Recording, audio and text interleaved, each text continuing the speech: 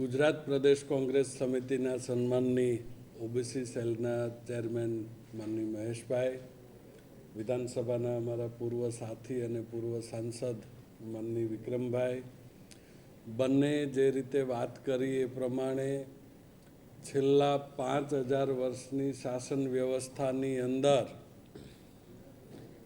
કોંગ્રેસ પક્ષની મહેનતના કારણે જે લોકશાહીની સ્થાપના થઈ, લોકશાહીનો અર્થ જ થાય લોકો દ્વારા, લોકો માટે અને લોકો વડે ચાલતી શાસન વ્યવસ્થા. એમણે કહ્યું એમ આપણી કુલ વસ્તીના 53% જ્યારે ઓબીસી સમાજ હોય ત્યારે શાસન વ્યવસ્થાના તમામ વિભાગોની અંદર પણ ઓબીસી સમાજને પોતાનું સ્થાન, યોગ્ય અધિકારો મળે એ માટેની લડત કોંગ્રેસ પક્ષ હંમેશાથી લડતો આવ્યો છે. કોંગ્રેસ પક્ષે ગુજરાતની શાસન વ્યવસ્થામાં હંમેશાથી બેલેન્સ જાળવવાનો પ્રયત્ન કર્યો છે. સન્માનની માધવસિંહભાઈ હોય, સ્વર્ગસ્થ માધવસિંહભાઈ હોય, સ્વર્ગસ્થ અમરસિંહભાઈ હોય, સ્વર્ગસ્થ ચિમનભાઈ હોય, દરેક સમાજને શાસન વ્યવસ્થાની પ્રતિનિધિત્વ કરવાની તક પણ આપી છે. છેલ્લા 30 વર્ષથી ભારતીય જનતા પાર્ટીની શાસન વ્યવસ્થાની અંદર ઓબીસી સમાજ, એસસી સમાજ, એસટી સમાજની જે રીતે અવગણના કરવામાં આવે છે એની વિરુદ્ધ કોંગ્રેસ પક્ષ આવનારા સમયની અંદર એક મુહિમ ચલાવવા માટે જઈ રહ્યો છે.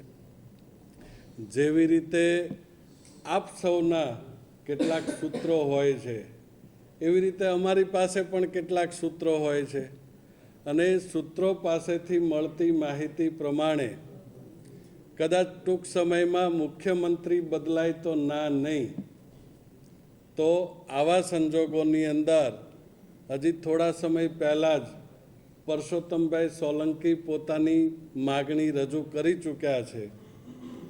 પરંતુ અમને એવું લાગે છે કે ભારતીય જનતા પાર્ટી ઓબીસીને મહત્ત્વ આપવામાં બિલકુલ નથી. છેલ્લા 30 વર્ષની શાસન વ્યવસ્થામાં ગુજરાત રાજ્યના બજેટનો તમે અભ્યાસ કરો તો એની અંદર પણ ઓબીસી, એસસી અને એસટી આ ત્રણેયને માત્ર લાભાર્થી બનીને રહે, એને અધિકારોપૂર્વક એના માટેની જે બજેટની જોગવાઈઓ થવી જોઈએ, ક્યાંક ને ક્યાંક એ બજેટની જોગવાઈઓ થઈ રહી નથી અને એના કારણે અન્યાય થાય છે.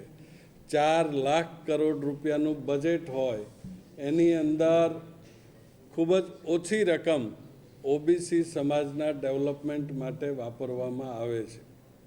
એવી જ રીતે સન્માનની વિક્રમભાઈએ જે નોકરીઓની વાત કરી, નોકરીઓની સાથે સાથે અત્યારે જે રાજકીય પ્રતિનિધિત્વ માટે જે અનામત વ્યવસ્થા છે એની અંદર પણ પરિવર્તન કરવા માટે અથવા એની અંદર સુધાર કરવા માટેની માગણી પણ કોંગ્રેસ પક્ષનો ઓબીસી સેલ અને અન્ય ડિપાર્ટમેન્ટ સાથે મળીને કરશે. એની અંદર અમારી મૂળ માગણી જે છે એ યુનિટ વાઇઝ અનામત મળે એના માટેની હતી. યુનિટ વાઇઝનો અર્થ એવો થાય કે દાખલા તરીકે રાજકોટ શહેર કે કોર્પોરેશન માટેનું ઇલેક્શન છે તો રાજકોટ શહેરની અંદર એસસી, એસટી અને ઓબીસીને જે અનામત અત્યારના સંજોગોમાં મળે છે એના બદલે રાજકોટ શહેરની વસ્તી ગણતરીના આધારે ઓબીસી સમાજની વસ્તી વધારે હોય તો ઓબીસી સમાજને અનામત વધારે મળવી જોઈએ 27%ની બદલે.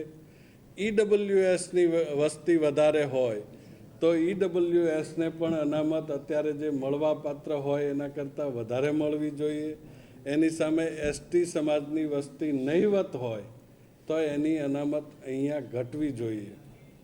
એની સામે આદિવાસી ડાંગ જેવા વિસ્તારો હોય અને ત્યાં એસટી સમાજની વસ્તી વધારે હોય અને ઓબીસી સમાજની વસ્તી ઓછી હોય તો એવા સંજોગોમાં મહત્તમ અનામતની મર્યાદા જાળવી અને યુનિટ વાઇઝ અનામતની ટકાવારીની અંદર ફેરફાર કરી શકાય એ પ્રમાણેની રજૂઆત પણ આવનારા સમયમાં પાર્ટી કરશે. આવનારા સમયની અંદર ઓબીસી સમાજના વધુમાં વધુ યુવાનો ગુજરાત પ્રદેશ કોંગ્રેસ સમિતિના ઓબીસી સેલ સાથે જોડાય અને અધિકારો માટેની આ લડાઈમાં સૌ સાથે મળીને લડીએ એવી આપના માધ્યમથી હાકલ કરીએ છીએ. માધ્યમથી જનતા સુધી એક અમારો અવાજ પહોંચાડો, કારણ કે તમે જ અમારું હથિયાર છો, તમે જ અમારું સાધન છો, તમે લોકો જ અમને જનતા સુધી પહોંચાડી શકો એમ છો. ઓબીસીની લડાઈ એ એટલા માટે કે ગુજરાતની અંદર 53% વસ્તી હોય અને એમને એમનો અધિકાર, પોલિટિક્સની અંદર તો પોતાના અધિકારો માટે લડવાની વાત હોય છે, એમનો અધિકાર મળવો જોઈએ. કોઈ પણ પાર્ટીની અંદર કોઈ ઓબીસી કોઈ રાજકારણની અંદર એક પાર્ટીમાં ન રહી શકે.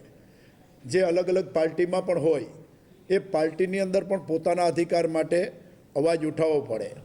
અને મારું સૂત્ર છે કે માગવાથી ભીખ મળે, અધિકાર તો ઝટીને લેવા પડે.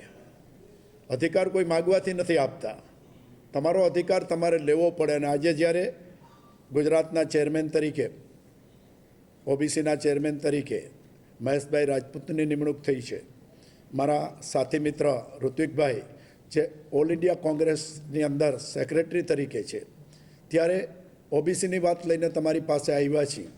આપ સૌ જાણો છો કે ગુજરાતમાં લગભગ 4 લાખ લોકો આઉટસોર્સિંગથી નોકરી કરે છે. એમાં અધિકારો કેના જાય છે? અધિકારો ઓબીસીના પણ જાય છે અને જેમને બંધારણમાં અધિકારો આપ્યા છે અનામતના, એવી જ્ઞાતિઓના પણ અધિકારો જાય છે.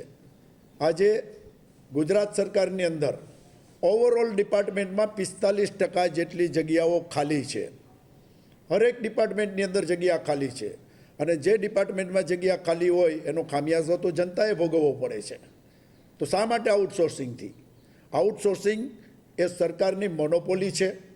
એમની ઈચ્છા પડે એમને કોન્ટ્રાક્ટ આપે, એમની ઈચ્છા પડે એ રીતે પેમેન્ટ કરે. અને આપ જાણો છો કોરોના કાળની અંદર તો જામનગરમાં બહુ મોટો કિસ્સો બહાર આવ્યો હતો. દીકરીઓનું જે શોષણ, એમને એમની અનુકૂળતા પ્રમાણે ક્યારે નોકરી આવું, કેટલા વાગ્યા લગી રહેવું, ઈચ્છા પડે ત્યારે કાઢી મેળવી, ઈચ્છા પડે તો રાખવી. આ આઉટસોર્સિંગની અંદર જે શોષણ થઈ રહ્યું છે દીકરા દીકરીઓનું બંનેનું, એ પણ મહત્ત્વનો મુદ્દો છે. તો ઓબીસીના ડિપાર્ટમેન્ટ થ્રુ અમે જે મુવમેન્ટ કરીએ છીએ એમાં અમારી પહેલી માંગ તો એ છે કે ગુજરાત સરકારની તમામ નોકરીઓમાં ખાલી જગ્યા છે એ કાયદેસર ભરવી જોઈએ, જેથી કરીને અનામતનો લાભ જે જ્ઞાતિઓને મળે છે, એમના દીકરા હોય કે દીકરી હોય, એવો જનરલી પછાત જ્ઞાતિઓમાંથી આવે છે, સંઘર્ષ કરીને, મહેનત કરીને, મજૂરી કરીને એમના દીકરા દીકરીઓને ભણાવે છે અને ત્યારે એમને નોકરી ન મળે અને એમનું શોષણ થાય, એ બંધ થવું જોઈએ. જો 4 લાખ નોકરીઓ એ આઉટસોર્સિંગથી હોય એને બદલે કાયદેસરની ભરવામાં આવે તો એમને પણ ન્યાય મળે. અને એના માટે કોંગ્રેસ પાર્ટીએ મહેશભાઈ જેવા, રાજપૂત જેવા લડાયક આગેવાનને જ્યારે ધુરા સંભાળી છે ગુજરાતના ચેરમેન તરીકેની, ત્યારે હું પણ એક ઓબીસીનો મિત્ર છું. મને પણ વર્ષોના, હમણાં મહેશભાઈ કીધું, 2 વાર સાંસદ, 2 વાર ધારાસભ્ય અને ઘણા સમયથી આ રાજકારણની અંદર સક્રિય છું. લોકોને પડતી મુશ્કેલીઓ, લોકોની સમસ્યા, આજે જામનગરની સૌથી મોટામાં મોટી હોસ્પિટલ હોય જીજી હોસ્પિટલ, જે સૌરાષ્ટ્રની નંબર 1 હોસ્પિટલ છે, એમાં છેલ્લા 46 વર્ષથી અમારી સોશિયલ વર્કર તરીકે મારો આજ દિવસ સુધી એમાં ફોટો પાડવા નથી દીધો, કારણ કે હું ફોટો પાડવા માટે ત્યાં નથી જતો. પણ ત્યાંની જે ફરિયાદો આવે છે, ત્યાંનું જે દુઃખદ વર્ણન આવે છે, દીકરીઓ ઉપર થતો અત્યાચાર, એ મોટામાં મોટી સમસ્યા એ છે. નોકરી, પૈસા, પગાર એ તો પછીની વાત છે, પણ આઉટસોર્સિંગની અંદર જે પરિસ્થિતિ ઊભી થઈ છે એ તાત્કાલિક ધોરણે બંધ થાય અને સરકાર એ જગ્યાઓ જો ભરે તો જે હકદાર છે એને કાયમી નોકરી પણ મળે ને એના પરથી એક ડર પણ નીકળી જાય. ઈચ્છા પડે ત્યારે એમને કાઢી મેળવામાં આવે. 11 મહિનાના કોન્ટ્રાક્ટ ઉપર રાખ્યા હોય ને ગમે એ બાનું કરી અને એને 3 મહિનામાં છૂટા કરી દેવામાં આવે, કારણ કે એમની ઈચ્છા પ્રમાણે એ વર્તન ન કરે. તો એવો અધિકાર તો લોકશાહીની અંદર કોઈને ના આપી શકાય. એવી છૂટ તો લોકશાહીની અંદર કોઈને ના આપી શકાય કે જ્યારે કોઈ એક વ્યક્તિ આખું વર્ચસ્વ ચલાવે. અને આપને પણ ખબર હશે કે ગવર્મેન્ટ તરફથી કેટલા પૈસા મળે છે અને એમને ચૂકવવામાં કેટલા આવે છે. એમને પૂરા પૈસા પણ ચૂકવવામાં નથી આવતા અને જે લોકો જરૂરિયાતમંદ લોકો છે એમની સહી લઈને, એમની મજબૂરીનો લાભ લઈને એમને નોકરી પણ કરવી પડે છે અડધા પગારે. આમાં ભયંકર ભ્રષ્ટાચાર પણ સામેલ છે, શોષણ પણ સામેલ છે. આવતા દિવસોની અંદર કોંગ્રેસના માધ્યમથી મહેશભાઈની આગેવાનીની અંદર અમે લોકો આ ઓબીસીની જે મુવમેન્ટ શરૂ કરી છે એની અંદર અમારાથી બનતા પ્રયત્ન કરીને ઓબીસી સમાજને, બધા સમાજને ન્યાય મળવો જોઈએ. એવું નથી કે અમે ઓબીસીના છીએ એટલે ઓબીસીની વાત કરી. જે ઉજળિયાત સમાજો છે એમના જે અધિકારો છે એમને પણ એમના લાભ મળવા જોઈએ. પણ અમારી જે અત્યારે જવાબદારી છે એ કોંગ્રેસ પાર્ટીના માધ્યમથી ઓબીસી સમાજને થતા અન્યાય સામે લડવાની છે. બીજા કોઈ સમાજને નુકસાન થાય એમાં અમે માનતા નથી, પણ અમારા અધિકારોને કોઈ નુકસાન કરે તો એને અમે સહન કરવામાં નથી. અમે પોલિટિકલી રીતે અમે આ લડાઈ લડશું અને ઓબીસી સમાજને ન્યાય અપાવશું, એટલી મને ખાતરી છે. જય હિન્દ.